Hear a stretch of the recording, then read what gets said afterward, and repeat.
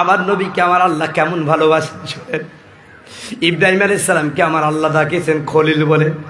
খলিল তাকে বলা হয় যে নিজের পক্ষ থেকে বন্ধু বানাই, বিপরীত পক্ষ থেকে না, নিজের পক্ষ থেকে জোর করে বন্ধু বানাই।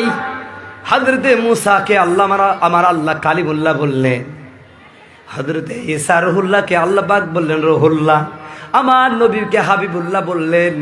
সমস্ত নবীরা আমার আল্লাহর সাথে জোর করে প্রেম করেছে, আর আমার আল্লাহ আমার নবীর সাথে স্বেচ্ছায় প্রেম করেছে। বলেন সুবহানাল্লাহ।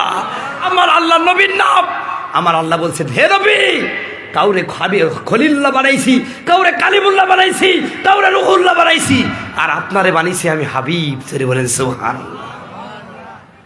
প্রিয় বন্ধুগণ, আমার ভাইরা, আরো মজার কথা বলি। নবীকে আমরা চিনলাম না রে ভাই। আজকে নবীকে আমরা কি অপমান করি, নবীর নামটাও সম্মানে নিতে পারি না। কথা বলুন ঠিক কিনা? অথচ আমার আল্লাহ আমার নবীকে এত ভালোবাসতেন। কোরআন শরীফে আল্লাহ পাক বলছেন, ইয়া মুসা ইয়া আদম উসকুন আনতা ওয়া যাওজুকাল জান্নাত, ইয়া ইহয়া খুযুল কিতাবা বিল কুওয়া, ইয়া মুসা ইয়া ঈসা, সবার নাম ধরে ডেকেছেন। কিন্তু কোরআন শরীফে সূরা ফাতিহা থেকে সূরা নাস পর্যন্ত আপনাদের এলাকার যে কোরআন শরীফ আছে, আপনারা আমাদের মুফতি আব্দুল হামিদ সাহেব গোটা কোরআন শরীফের তাফসীর পড়েছেন। ইনি ভালো মানের একজন মুফতি। গোটা কোরআন শরীফের সূরা ফাতিহা থেকে নাস পর্যন্ত প্রতিটা সূরা তিনি তরজমা পড়েছেন। প্রতিটা সূরা কতবার খতম করেছে শেষ তার ঠিক নেই। আপনি জিজ্ঞাসা করেন তো, আল্লাহ পাক কোরআন শরীফে কোথাও কি বলেছেন ইয়া মুহাম্মদ? কি বলেছেন? আমার নবী কোথাও নাম ধরে ডাকেন না। আচ্ছা, আপনারা আপনার যদি বউকে খুব ভালোবাসেন, বউয়ের নাম ধরে ডাকেন নাকি? বউর একটা নাম থেকে, প্রত্যেকটা স্ত্রীর প্রত্যেকটা স্বামীর কিন্তু একটা নাম থাকে, কিন্তু সেই নাম ধরে ডাকে না, বরং একটা সুন্দর নাম দেয়। কেউ বলে কি হাফসার মা, কেউ বলে আমার কলিজা, কেউ বলে আমার জান, কেউ বলে আমার প্রাণের টুকরা। কথা কয় না কে? এই জান মান ভুলতে পারেন না, তো এই জন্য বউ তো চলে যায়। কথা করছে না কে? একটু ভালোবাসা দিতে হয়।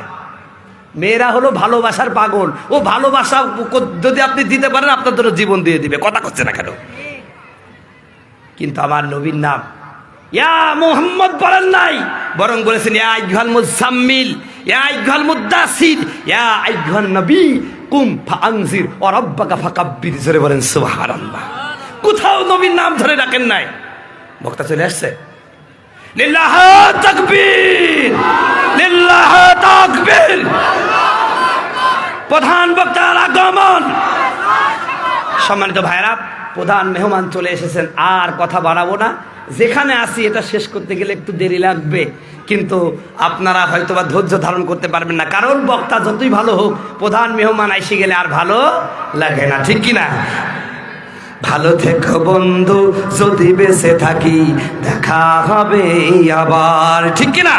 ভালো থেকো বন্ধু, যদি বেঁচে থাকি দেখা হবে আবার। চারিদিকে মৃত্যুর হাহাকার শুনি, কন্দন হৃদয়ে সবার।